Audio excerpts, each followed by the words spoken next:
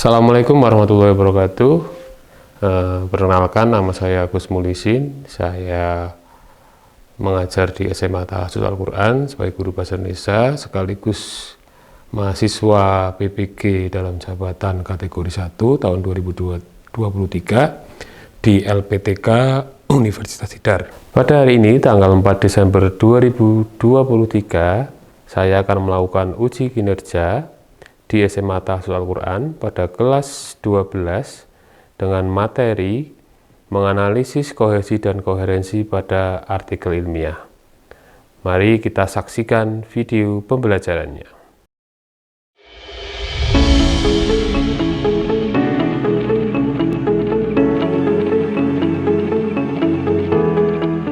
Assalamualaikum warahmatullahi wabarakatuh. Gimana kabarnya anak-anak? Sehat semuanya? Alhamdulillah. Sudah sholat apa belum ya? Sudah. Yakin? Yakin. Ya. Oh iya, karena kan Islam harus sholat. Sebelum kita mulai pembelajaran kali ini, alangkah baiknya kita berdoa supaya pembelajaran kali ini lancar dan ilmunya berkah dan manfaat buat kalian semua. Ketua kelasnya silakan pimpin doa. Di tempat duduk siap, gerak, berdoa mulai. Bismillahirrahmanirrahim. Raditu billahi rabba wa bil islami dina wa bil muhammadin nabiyya wa rasulah. Rabbi zidni ilma warzuqni fahma. Amin ya rabbal alamin. Ya, terima kasih. Semoga kalian tambah pinter-pinter karena doa yang tadi.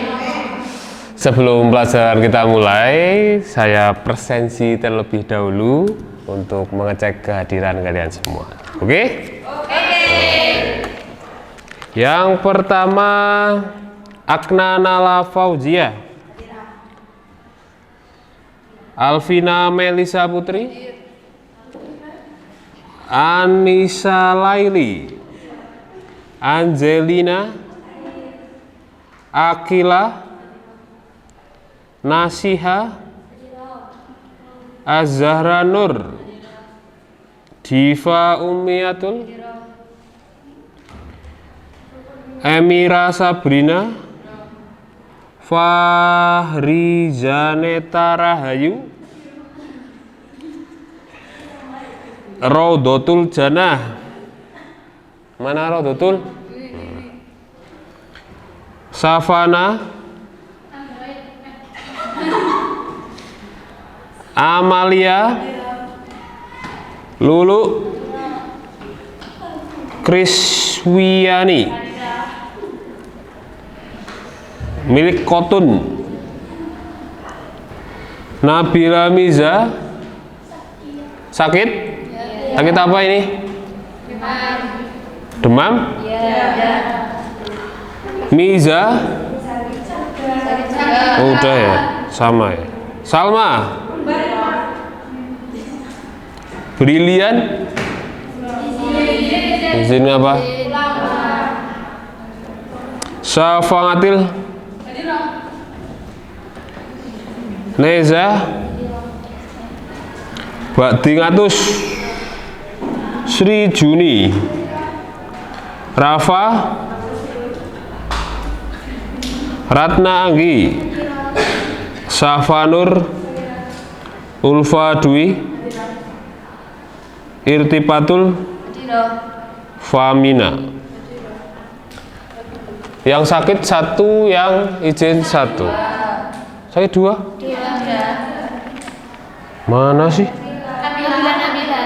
Oh ya, berarti yang sakit dua, yang izin satu. Ya.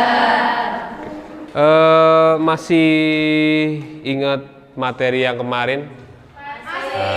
Kita mempelajari tentang struktur, ya, struktur dan kaidah kebahasaan artikel ilmiah. Ada yang masih bingung? Sudah bisa semua ya? Yakin? Nah, kali ini kita akan mempelajari tentang menganalisis kesalahan kohesi dan koherensi. Kemarin juga kita sudah membahas ya. Jadi nanti tujuan pembelajarannya adalah yang saya warnai merah, yaitu menganalisis kesalahan kohesi dan koherensi dalam artikel ilmiah dengan baik dan benar. Ada yang bisa menjelaskan tentang kohesi sama koherensi kemarin? Oke, kohesi yang suatu kalimat atau suatu kata yang menghubungkan antara paragraf satu dengan paragraf berikutnya, atau kata yang menghubungkan kalimat sebelumnya ke kalimat yang berikutnya. Pinter sekali. Nah, kita akan bahas nanti kohesi sama koherensi. Nah, di sini kan kalian akan mendapatkan ilmu yang berguna di masyarakat ataupun untuk kalian sendiri. Nah, ngomong-ngomong tentang ilmu, nah di sini ada saya mendapati hal-hal yang terkait dengan ilmu. Saya ambil dari Al-Ghazali. Tahu Al-Ghazali kan? Siapa Al-Ghazali? Bukan, ini seorang imam. Kalau namanya apa? Bukan, Khulafaur Rasyidin atau apa? Sahabat Nabi. Wah, pinter-pinter ini emang anak SMA tahfiz Al-Quran tuh.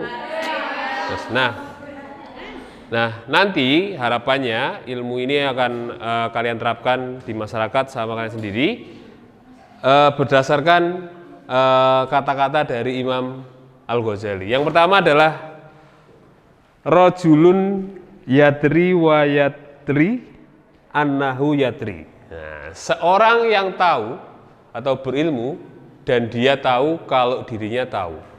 Kira-kira apa maksudnya? Seorang yang berilmu ya, dan dia tahu kalau dirinya tahu. Jadi dia sadar nggak kalau dirinya itu berilmu?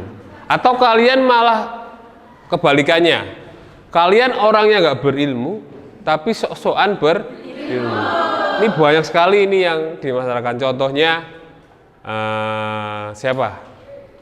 Orang yang terlalu banyak bicara. Orang yang terlalu banyak bicara itu menandakan bahwa dia ilmunya sedikit. Orang yang ilmunya banyak itu orang yang pendiam. Tapi bukan berarti dia diam terus, enggak. Tapi dia ngomong kalau memang dia tahu atau memang dia dibutuhkan. Kan kadang kalian ngomong, ya kan, asal-asalan, nggak tahu ilmunya dan nggak penting aja dibicarakan. Contohnya di pergibahan kalian, dunia pergibahan kalian itu kan kalian asal ngomong semua nih tanpa berdasarkan ilmu. Nah, nanti di materi kohesi ini fungsinya kita itu ngomong sesuai urutannya. Mudah nggak? Jadi antara kalimat pertama dengan kalimat kedua itu nanti nyambung, ya. Bahas metode ya setelahnya metode. Nah, nanti untuk lebih jelasnya model pembelajaran kita itu nanti sama dengan pertemuan yang kemarin, masih dengan model tutor sebaya ya. Nanti untuk lebih jelasnya nanti tutor sebaya yang akan menjelaskannya. Sudah saya tentukan tutor sebayanya. Yang pertama ada Emira, ada Hansa, Nabila, Ratna, kemudian Yulfa. Itu yang nanti akan menjadi tutor sebaya. Tutor sebaya ini nanti akan berada di kelompok kalian. Nanti kita akan dibagi menjadi 5 kelompok, ya. Kan anaknya ada berapa? 30. Nah, kelompoknya boleh sama dengan yang kemarin, boleh yang tidak. Ya, intinya nanti kalian boleh tanya ke tutornya sebanyak-banyaknya. Ya, jangan ragu. Oke? Oke, dah. Kayaknya kalau semua ini dijelaskan nggak cukup waktunya, kita ambil salah satu yang poin penting dari Imam Al-Ghazali. Semoga itu bisa memotivasi kalian untuk menuntut ilmu. Itu silakan membentuk kelompok.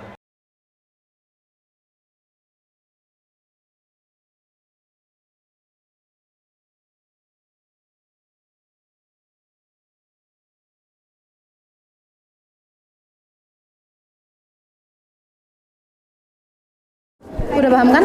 Yang tentang lubang bioporik itu artikel ilmiahnya udah paham belum? Ya kamu udah paham belum? Apa masih mau ada yang ditanyain? Gak apa-apa kalau mau tanya. Itu mau tanya yang kan ada kohersi sama koherensi. Kohesi sama koherensi. Ya, itu kohersi sama koherensi itu maksudnya gimana? Jadi kamu yang belum paham kohesi sama koherensi? Ya, Jadi kohesi itu suatu wadah atau kata-kata yang disusun untuk merangkai kalimat satu dengan kalimat yang lain.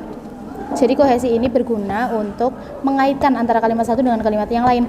Biasanya tuh kohesi bisa juga dengan kata-kata ganti, misalnya pronomina. Kan kata ganti kan ada banyak. ya. Ada yang kata ganti pertama, kata ganti kedua, kata ganti pentunjuk, terus ada empunya, penanya, penghubung gitu loh.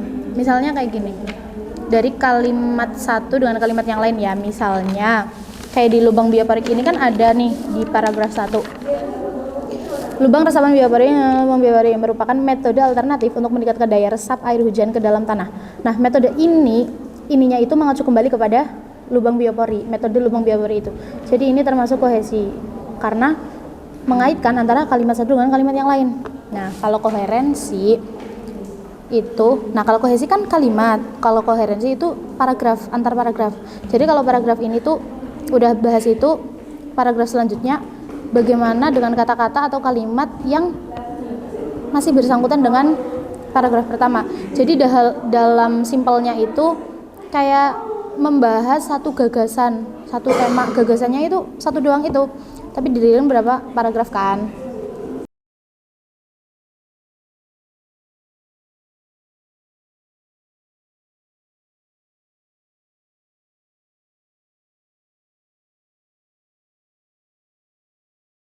Nah, kalau bedanya kohesi sama koherensi itu apa?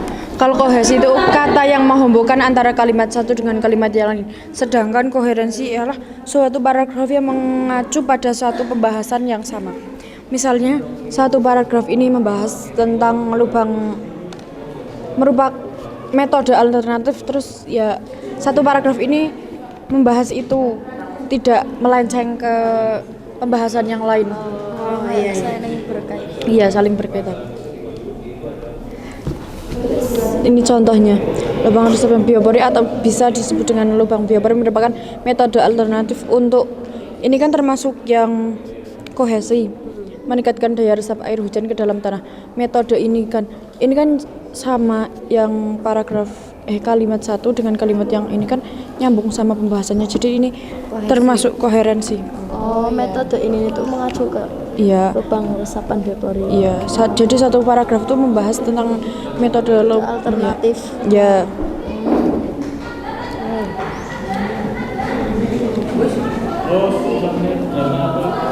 Terus ini juga biopori sendiri ialah istilah untuk lubang-lubang di dalam tanah tersebut akibat berbagai aktivitas organisme yang terjadi di dalam tanah seperti oleh cacing-cacing, rayap, semut, dan perkaran tanaman. Biopori yang terbentuk akan terisi udara dan menjadi tempat berlalunya air di dalam tanah. Berarti ini cara kerjanya. Jadi kan ini yang kalimat satu kan membahas tentang cara kerja. Terus yang kalimat lainnya juga harus sama membahas tentang cara kerja.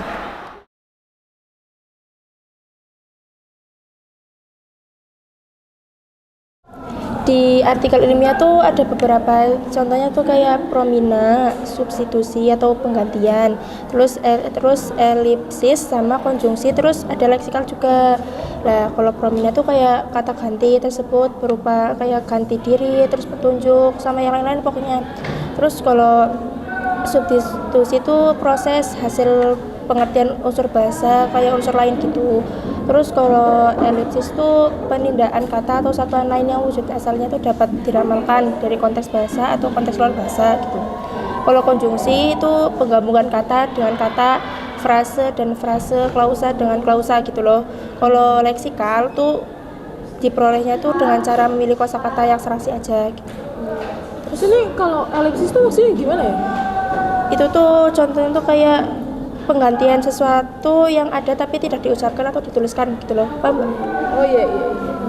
Terus ini maksud dari pengulangan repetisi tuh pengulangan gimana? Misalnya tuh ada sebuah artikel, di situ tuh kayak ada kata per kata yang diulang, misalnya kayak lumba-lumba gitu, kan lumba terus lumba gitu, terus kura gitu. Oh iya. Gitu, itu namanya repetisi.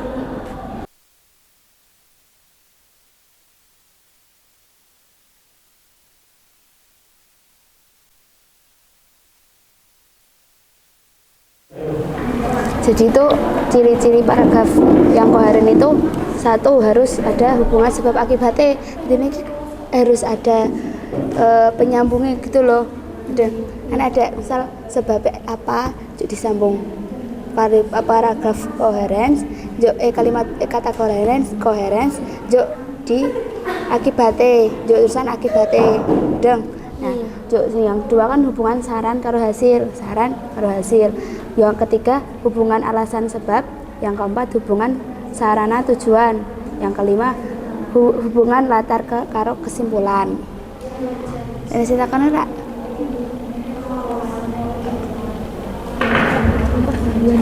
Ya, oke. Hubungan kayak Apakah kalimat efektif dan tidak efektif termasuk dalam koheren? Soalnya itu tuh harus sama loh, efektif karo ndak koheren ki wis tentu efektif ngono lho. Udah. Terus aneh sebab akibatnya. Ya, sudah. Ya. Ada kesulitan nggak? Enggak, Pak. Aman?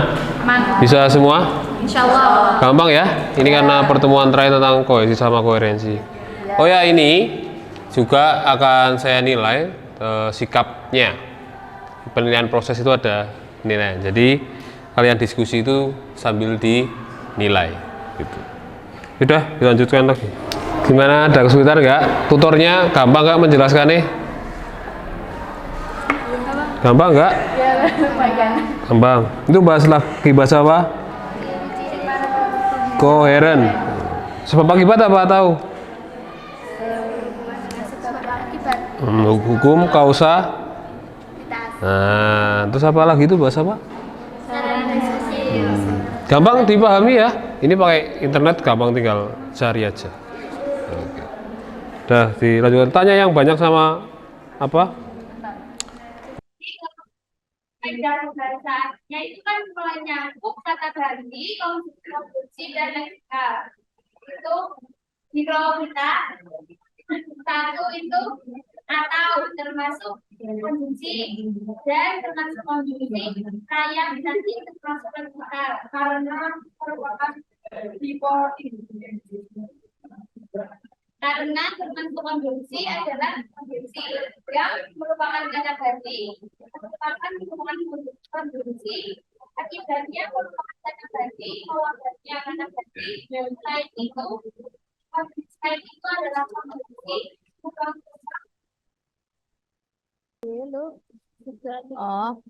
Tugas selanjutnya juga menganalisis struktur artikel ilmiah populer. Ini teksnya sama yang kayak tadi. Jadi pengenalan isunya terdapat pada paragraf pertama sampai paragraf ketiga. Kemudian pada paragraf selanjutnya, manfaat lubang biopori termasuk argumentasi, kemudian pada bagian cara biopori termasuk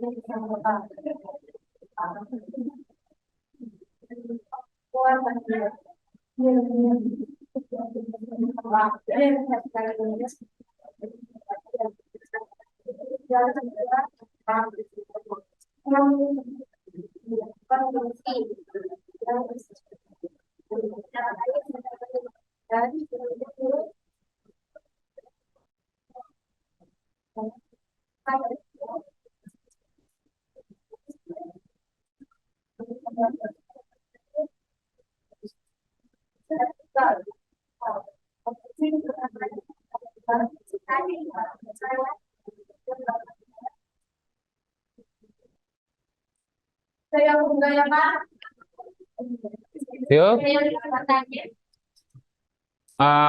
kalian bisa tanya ke kelompok 3. Kelompok 1 ada pertanyaan atau kalian setuju dengan pendapatnya? Setuju? Kamu diancam Pak sama kelompok 3 sampai nggak berani tanya. Kelompok 2? Oh ya, Faroid ada. Berdiri Faroid. Berdiri.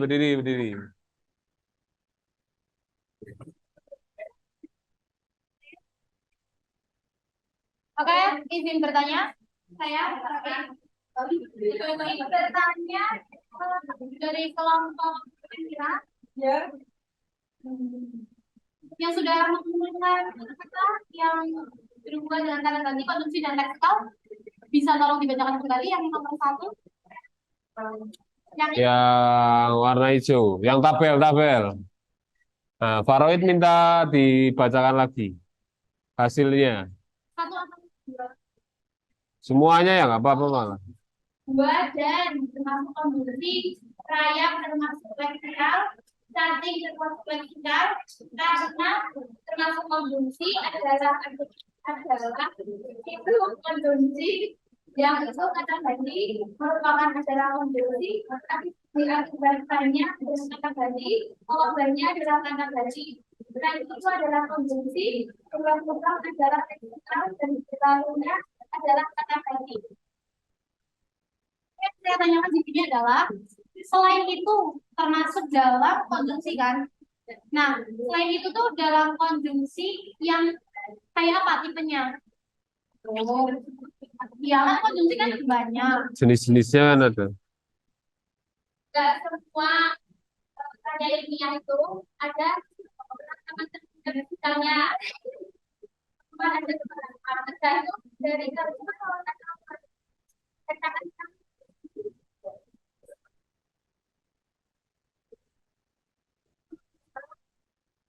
yang baru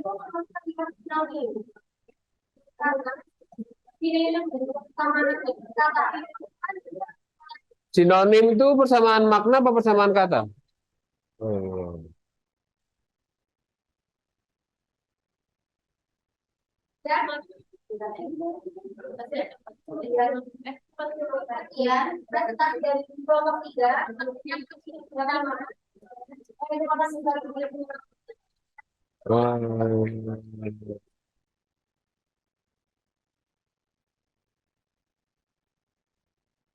Lanjut ya, kelompok berapa? Oke, kelompok 2. Ya. Silakan maju. Yang lainnya yang aktif ya, pasti setiap kelompok itu kan pasti berbeda-beda. Kalian pun cara berpikirnya pasti berbeda-beda. Harusnya kalian nanti banyak pertanyaan. Agak ke tengah ya, biar agak ke tengah Mas. Oh, ini ganggu. Ya, geser. Nah, wes.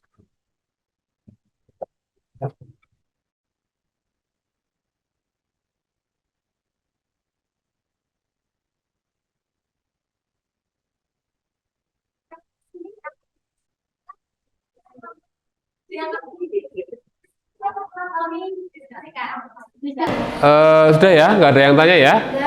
Oke.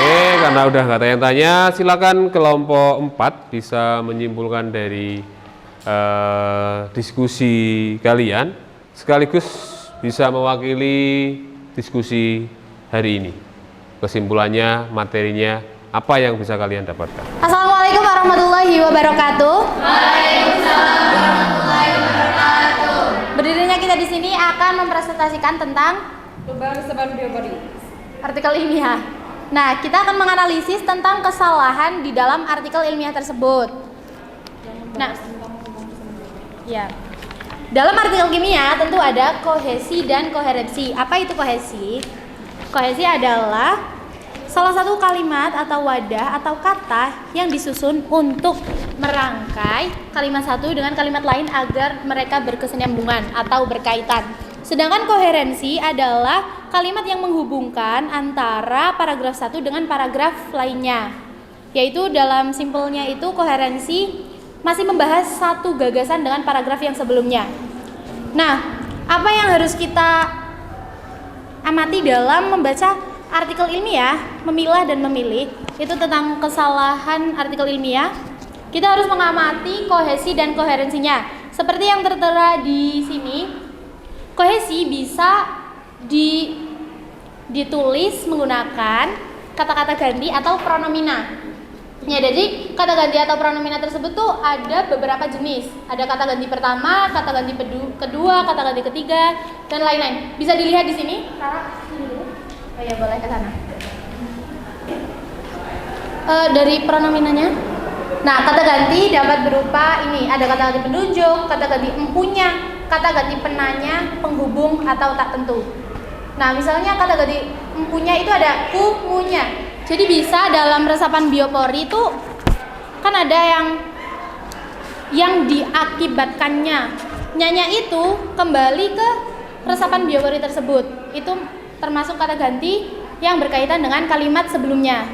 Jadi itu termasuk kohesi. Nah, selanjutnya ada konjungsi.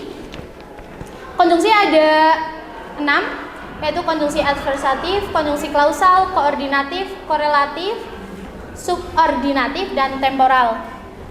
Ya, saya bacakan yang subordinatif. Konjungsi subordinatif adalah konjungsi yang menghubungkan dua klausa atau lebih dan klausa itu tidak memiliki status sintaksis yang sama. Salah satu dari klausa itu merupakan anak kalimat dari induknya. Paham? Oke. Nah, ada leksikal. Kohesi leksikal diperoleh dengan cara memiliki kosakata yang serasi. Ada beberapa cara untuk mencapai aspek, yaitu dengan pengulangan, sinonim, antonim, hipernim, dan hipernim. Nah, repetisi ini, misalnya ini tuh pengulangan kata. Misalnya rak buku. Itu kan harusnya rak yang diulang kan, bukan rak buku gitu kan. Jadinya kita menggunakan repetisi. Nah, dalam hiponim bersifat khusus atau jenis-jenis ikan. Ada dalam lubang biopori, ada kan yang hewan tanah. Nah, hiponimnya itu cacing, dan rayap. Kalau hipernimnya bersifat umum, yaitu makhluk hidup yang berhidup di dalam tanah. Oke, paham? Oke, terima kasih. Terima kasih, segitu saja. Sudah paham tentang kohesi dan koherensi? Oke, sekian kurang lebihnya presentasi dari kami. Kurang lebihnya mohon maaf. Wassalamualaikum warahmatullahi wabarakatuh. Beri aplaus yang sudah presentasi di depan. Bagus sekali ya. Tutor-tutor kalian hebat-hebat semua, pintar-pintar semua. Kesimpulan yang pelajaran kita pada siang kali ini adalah tentang kohesi dan koherensi. Itu sangat penting sekali buat kehidupan kita. Suatu saat kalian akan nulis surat, nulis surat pribadi pun tetap harus nyambung, ya kan? Kalian pernah nulis surat? Nah, antara kalimat yang satu dengan kalimat selanjutnya kan tetap harus nyambung. Nah, itu kalian bisa menggunakan tadi ada konjungsi, ada pronomina, ada apa lagi? Ada leksikal. Jadi materi kita ini sangat berfungsi sekali atau bermanfaat sekali bagi kehidupan sehari-hari. Ya, kayaknya sudah cukup, waktunya sudah habis. Alangkah baiknya sebelum kita menutup pembelajaran kali ini, kita tutup dengan doa. Ketua kelasnya silakan pimpin doa. Siap, gerak, berdoa, mulai. Bismillahirrahmanirrahim. Wa asri innal insana lafi khusrin illa alladziina aamanu wa 'amilus sholihati wa tawassaw bil haqqi wa tawassaw bis sabr. Allahumma arinal haqqa haqqan warzuqna ittiba'ah wa arinal batila batilan warzuqna ijtinabah. Amin ya rabbal alamin. Ya, sekian dulu. Assalamualaikum warahmatullahi wabarakatuh.